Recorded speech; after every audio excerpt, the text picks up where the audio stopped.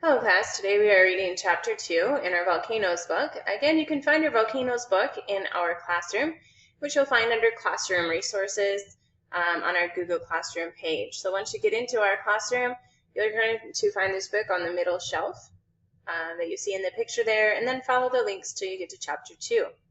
So we can tell by the title of this chapter, it's called The Big Blast, that this chapter is going to focus on the blast itself. But before we start, let's go ahead and look at all the pictures and read the captions. And if we take a look at these pictures, we can tell that the author is focusing on the different types of destruction and also on the contrast before and after the eruption. Kind of scroll through here and then we'll go back and read those captions. So that's very beautiful there, and then you see all this destruction here. So let's go back and look at each one of those individually. And our first caption, I believe, is on the second page. So this one here, it's kind of dark and dreary. It says, the blast leveled whole forest of huge firs. The tiny figures of two tiny scientists in the lower right give an idea of the scale. And this is where you see those scientists is right there. They're just teeny tiny, kind of blended in. So you can kind of see the massive scale of destruction around them. Let's go down one more picture. Right here we see shredded stumps. So looking up here at this picture, looked as if they had been sand blasted. So this was just because of that blast.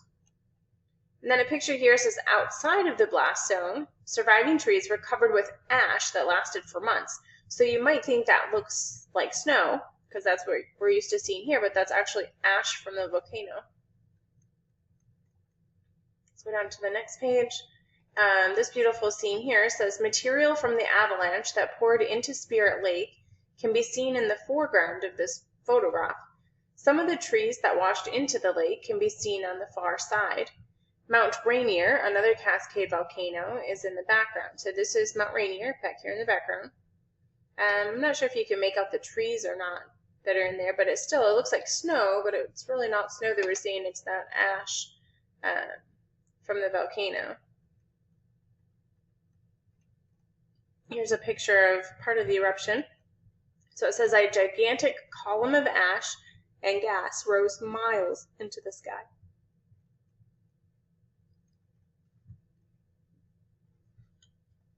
A couple more pictures. Hot flows of pumice and ash also occurred during smaller eruptions of the summer and fall of 1980.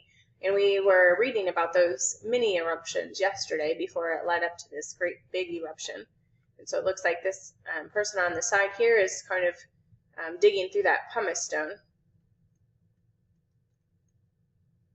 An eruption on March 19th, 1982 melted snow and caused this mud flow. The smaller part of the flow went into Spirit Lake, which we can see down here on the side, while the larger part traveled down the Toutle River. So this one would be after that huge eruption.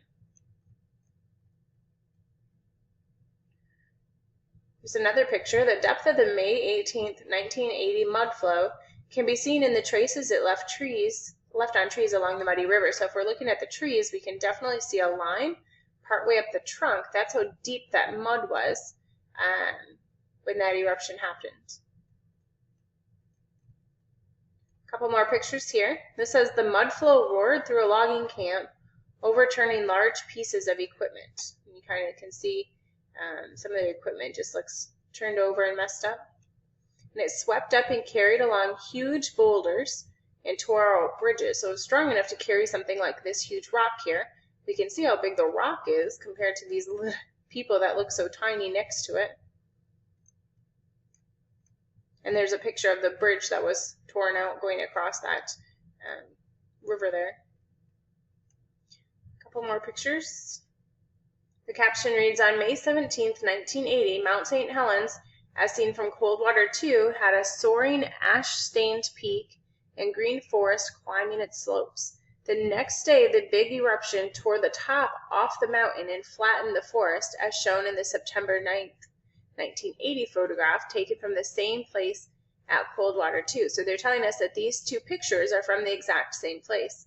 So we can see the ash kind of at the top here, but then the greenery down here. When we look at this one, all of those trees are wiped out, and look at the top of it there. It's all sunken in, and a good chunk of it's missing. Down here we see a lake called Boot Lake, and this is a before and after the eruption. So again, a compare and contrast. They're showing us what it looked like before the eruption, what it looked like after. So notice in this top picture we have all of these pretty trees, the grass, just looks very fresh. And then after the eruption, it just looks like a wasteland. It's all gray and nasty, and it's got these extra spots in where the grass used to be. Just looks like mud. It's another picture for us. By May 1983, the dome was huge. Note the size of the two scientists in the lower left standing on the crater floor beside the dome. So here's the people down here. You can just barely see them. It looks like one guy has a red shirt on. And then here's how high the dome was compared to them.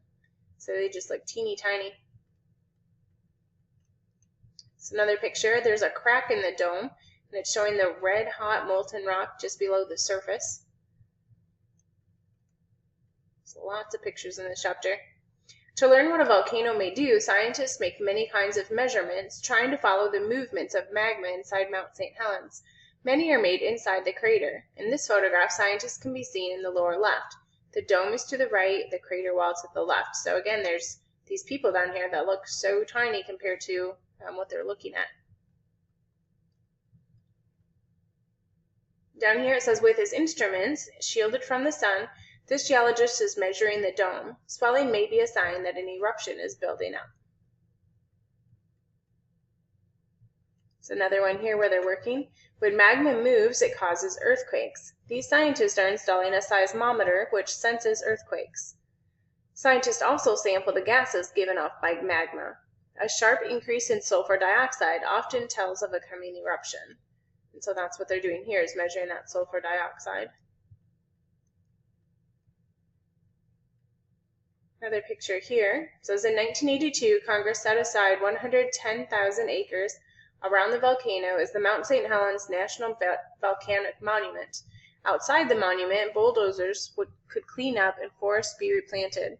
Inside the monument, little was to be changed so that the scientists could study what had happened and what was happening at Mount St. Helens, and so that visitors of all ages could see the effects of the eruption and the return of life. So they kept part of it the same as it was for geologists to study and for people to see what had happened. So that's almost all of our pictures. One last picture here, it looks like. After the big eruption, the north slope of Mount St. Helens looked like the surface of the moon. Researchers from the helicopter looked in vain for human survivors here. So this right here is still Mount St. Helens. It does kind of have a moon-like quality to it, doesn't it? All right, let's go back through and read the text that goes along with this. Scrolling up. So we've looked at all the pictures. That was most of our pages. So the reading we probably won't have too much of. Go ahead and read along with me. Read aloud if you can. It just helps us to become better readers when we can hear what we say. Let's start right here, though. The Big Blast. The May 18th eruption began with an earthquake that triggered an avalanche. At 8:32 a.m., instruments that were miles away registered a strong earthquake. The pilot and passengers of a small plane saw the north side of the mountain rippling and churning. Shaken by the quake, the bulge was tearing loose. It began to slide in a huge avalanche that carried along rock ripped from the deep inside Mount St. Helens. The avalanche tore open the mountain. A scalding blast shot sideways out of the opening. It was a blast of steam from water heated by rising magma. Normally, water cannot be heated beyond its boiling point, which is 212 degrees Fahrenheit at sea level. At boiling point, water turns to a gas, which we call steam. But if water is kept under pressure, it can be heated far beyond its boiling point and still stay liquid. That is how a pressure cooker works. If the pressure is removed, this superheated water suddenly turns or flashes to steam. As steam, it takes up much more room. It expands. The sudden change to steam can cause an explosion. Before the eruption, Mount St. Helens was like a giant pressure cooker. The rock inside it held superheated water. The water stayed liquid because it was under great pressure, sealed in the mountain. When the mountain was torn open, the pressure was suddenly relieved. The superheated water flashed to steam. Expanding violently, it shattered rock inside the mountain and exploded out the opening, traveling at speeds of up to 200 miles an hour. The blast flattened whole forests of 180-foot-high firs. It snapped off or uprooted the trees, scattering the trunks as if they were straws. At first, this damage was puzzling. A wind of 200 miles an hour is not strong enough to level forests of giant trees. The explanation, geologists later discovered, was that the wind carried rocks ranging in size from grains of sand to blocks as big as cars. As the blast roared out of the volcano, it swept up and carried along the rock it had shattered. The result was what one geologist described as a stone wind. It was a wind of steam and rocks traveling at high speed. The rocks gave the blast its force. Before it, trees snapped and fell. Their stumps looked as if they had been sandblasted. The wind of stone rushed on. It stripped bark and branches from trees and uprooted them, leveling 150 square miles of countryside.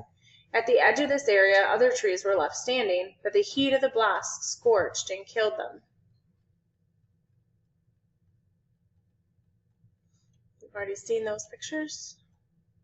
The stone wind was traveling so fast that it overtook and passed the avalanche.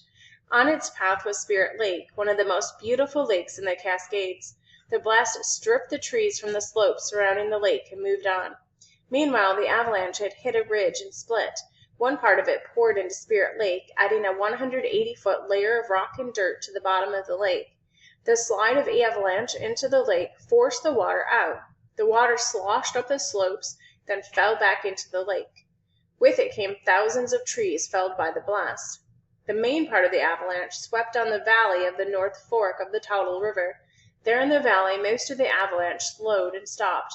It covered 24 square miles and averaged 150 feet thick. The blast itself continued for 10 to 15 minutes, then stopped. Minutes later, Mount St. Helens began to erupt upwards. A dark column of ash and ground-up rock rose miles into the sky. Winds blew the ash eastward. Lightning flashed in the ash cloud and started forest fires. In Yakima, Washington, some 80 miles away, the sky turned so dark that street lights went on at noon. Ash fell like snow that would not melt. This eruption continued for 9 hours. Shortly after noon, the color of the ash column changed. It became lighter, a sign that the volcano was now throwing out mostly new magma. Until then, much of the ash had been made of old rock. At the same time, the volcano began giving off huge flows of pumice and ash. The material was very hot, with temperatures of about 1,000 degrees Fahrenheit, and it traveled down the mountain at speeds of 100 miles an hour. The flows went on until 5:30 in the afternoon. They formed a wedge-shaped plain of pumice on the side of the mountain. 2 weeks later, temperatures in the pumice were still 780 degrees. Finally, there were the mud flows, which started when heat from the blast melted ice and snow on the mountaintop. The water mixed with ash, pumice, ground-up rock, and dirt and rocks of the avalanche. The result was a thick mixture that was like wet concrete, a mud flow.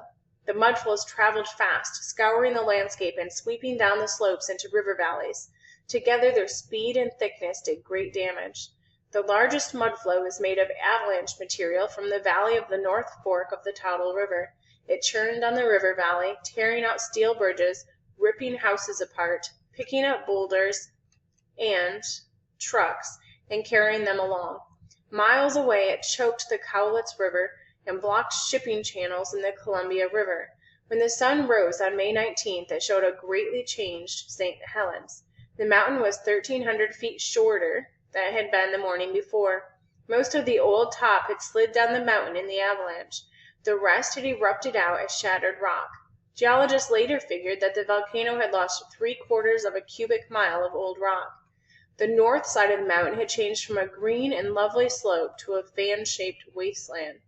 At the top of Mount St. Helens was a big new crater with the shape of a horseshoe. Inside the crater was the vent, the opening through which rock and gases erupted from time to time over the next few years. We've seen these pictures.